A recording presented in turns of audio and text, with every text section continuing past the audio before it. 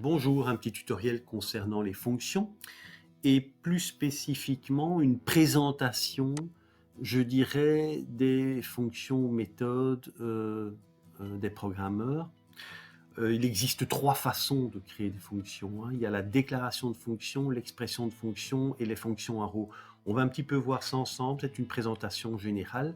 Concernant le vocabulaire, fonction, méthode, quelle est la différence, comme je vous l'ai dit en classe, mais c'est un petit rappel.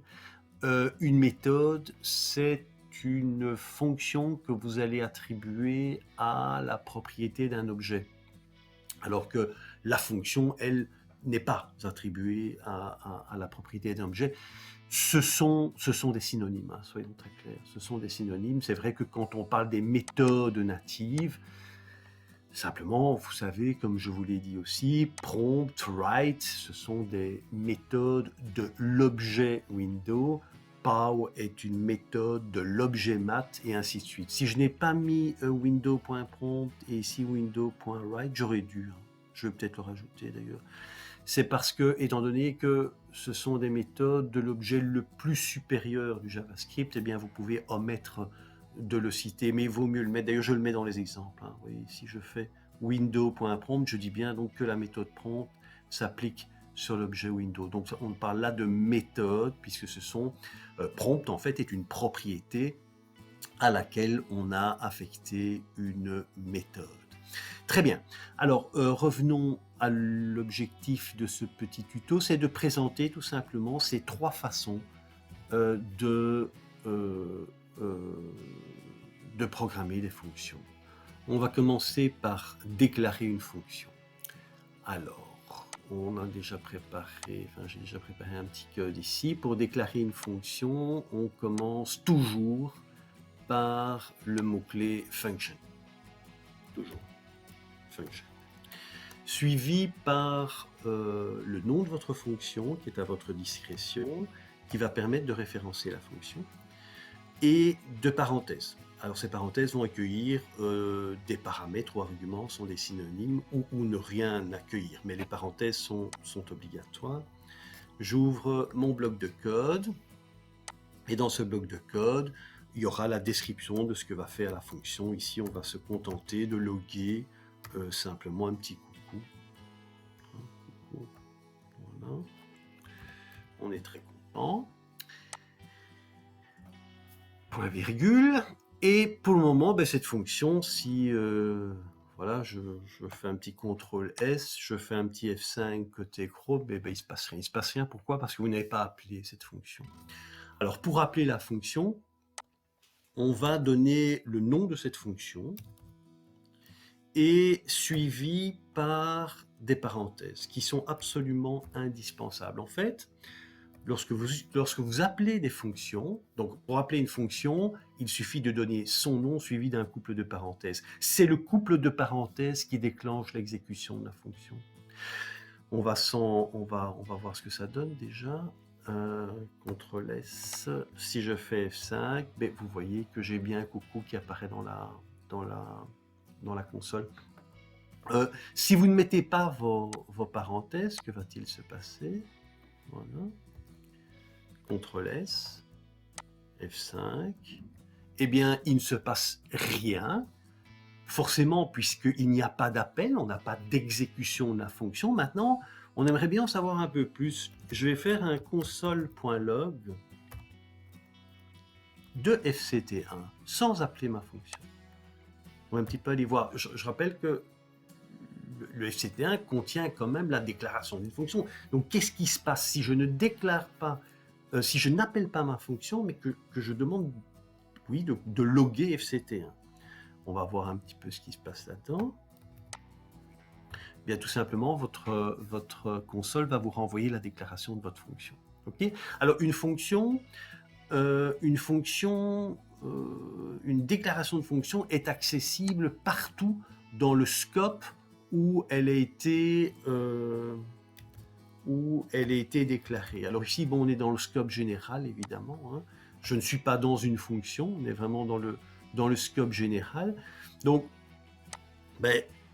que ma fonction soit accessible après la déclaration, on peut le comprendre. Mais regardez ce que je peux faire. Si si j'appelle ma fonction avant d'être déclarée, on pourrait imaginer qu'on ait un message d'erreur. F5, pas du tout. La fonction est accessible. Alors pourquoi? Ben, tout simplement parce que le JavaScript, c'est vrai aussi avec les déclarations de variables, hein. Avec la déclaration d'une fonction, comme les déclarations de variables au demeurant, le JavaScript va tout simplement, avant d'exécuter votre code, il va aller caler toutes les déclarations de fonction au sommet du scope dans lequel elles ont été décrites. Et ici, je suis dans le scope général. Donc, en fait, ma fonction, avant l'exécution, ma fonction va y être calée au-dessus, va se retrouver calée au-dessus par l'interpréteur, ce qui explique qu'elle est accessible dans votre scope, hein. On a la même chose avec les variables, hein. On a la même chose avec les variables, hein. Rappelez, je ne l'ai pas décrit ça, hein. Je vais vous le montrer parce que c'est important. Si je fais par exemple la chose suivante, je vais dire console.log, et je fais faire allez, brol. On va l'appeler brol la variable. Je fais ceci, CTRL S, et je déclare ma variable. D'abord, si je fais ça, simplement, je vais faire F5, et ben forcément, il me dit que brol est undefined. Brol n'est pas undefined, pardon. Brol is not defined, ça veut dire que vous avez une référence error. Brol n'a pas été référencé dans la mémoire, parce que pas déclaré. Maintenant, si je fais ici var brol, ou let brol, ou const brol, c'est comme vous voulez, vous constatez quoi? Vous constatez que les choses vont changer. F5, ben effectivement, cette fois-ci, ma variable a été déclarée, mais elle n'est pas définie. Ça veut dire qu'elle n'a pas été affectée. Maintenant, je passe la déclaration de la variable à la ligne 9. Logiquement, on pourrait se dire, on va avoir un reference error. C'est la logique même. Eh bien, regardez ce qui va se passer. Je fais F5. Je n'ai pas du tout de reference error. J'ai pas du tout de reference error.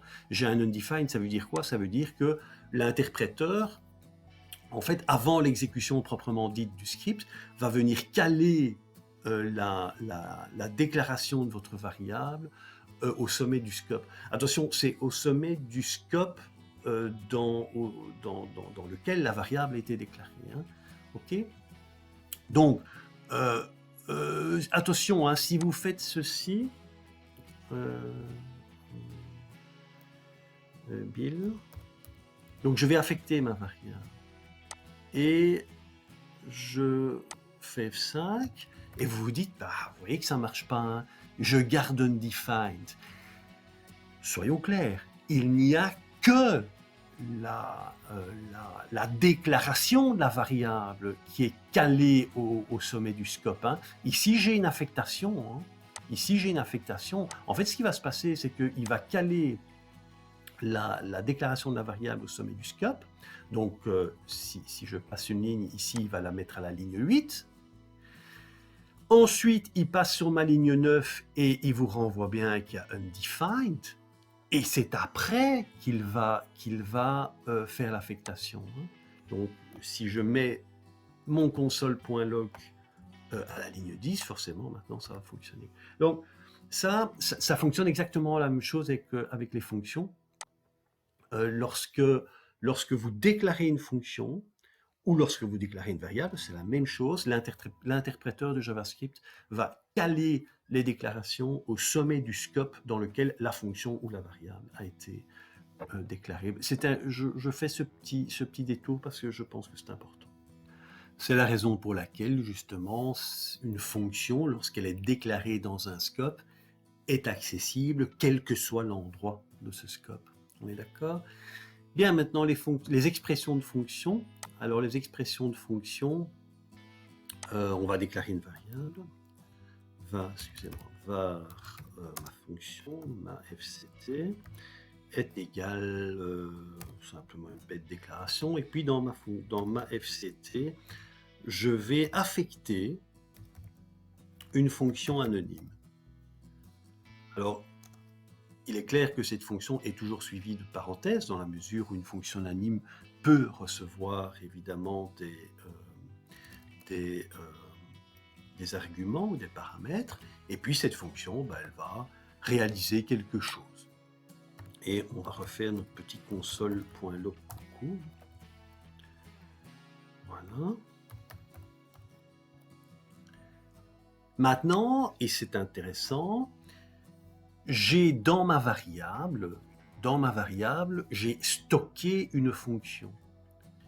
Si je prends le nom de ma variable, ma fct, que je fais suivre ce nom de variable de parenthèse, on est bien d'accord que la fonction anonyme qui est stockée dans cette variable, ma fonction, va être déclenchée. Ok ? On va vérifier ça. Effectivement, ma fonction a été déclenchée. Alors, ici, il y a une petite particularité quand même avec ces fonctions, ces expressions de fonctions, c'est que celles-ci ne sont pas accessibles partout dans le code. Hein. Une expression de fonction n'est accessible qu'au moment où l'instruction qui stocke la fonction dans la variable a été réalisée. Donc je peux pas aller faire ceci, hein. Ça je peux pas faire. Si j'appelle ma fonction avant l'affectation de ma fonction à la variable mafact, les choses vont pas bien se passer évidemment. Hein. Tout simplement, on me dit simplement que ma fonction, que MCT is not a function. Donc ma FCT n'est effectivement pas une fonction.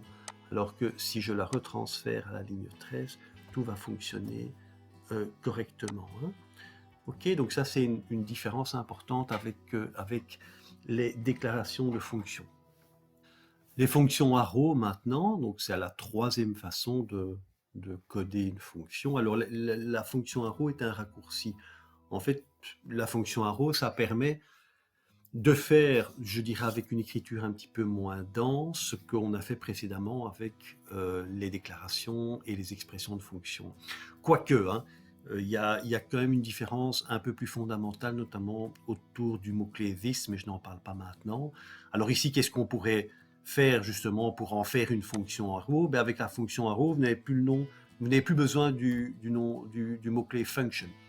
Vous pouvez tout de suite commencer par parenthèse ouvrante, parenthèse fermante, parenthèses qui peuvent évidemment accueillir des arguments, et vous allez continuer tout simplement par l'arrow, sinon ça s'appellerait pas comme ça, par l'arrow, et ça va parfaitement fonctionner.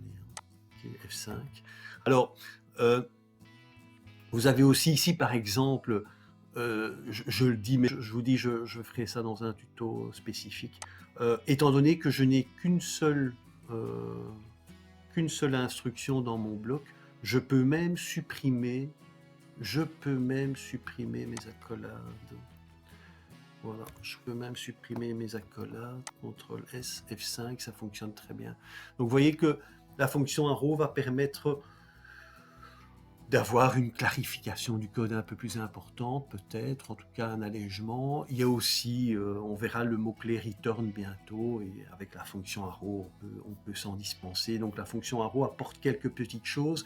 Je ne suis pas complètement fan, hein, parce que c'est toujours le même problème dans les langages de programmation. À force de pouvoir écrire la même chose de 36 façons différentes, il y a lieu quand même dans une équipe de se mettre bien d'accord sur la façon dont on va écrire le code. Voilà, mais enfin bon, je ferai un tuto spécifique là-dessus. Qu'est-ce qu'il faut retenir sur le tuto d'aujourd'hui? 3 façons de coder des fonctions: la déclaration de fonction, ensuite l'expression de fonction et la fonction arrow. Deuxièmement, très important, ce sont bien les parenthèses. Lorsque vous faites l'appel de la fonction, ce sont bien les parenthèses ouvrantes et fermantes qui suivent le nom de la fonction qui vont déclencher effectivement l'exécution de cette fonction. Voilà, c'est fini pour aujourd'hui. À très très très bientôt.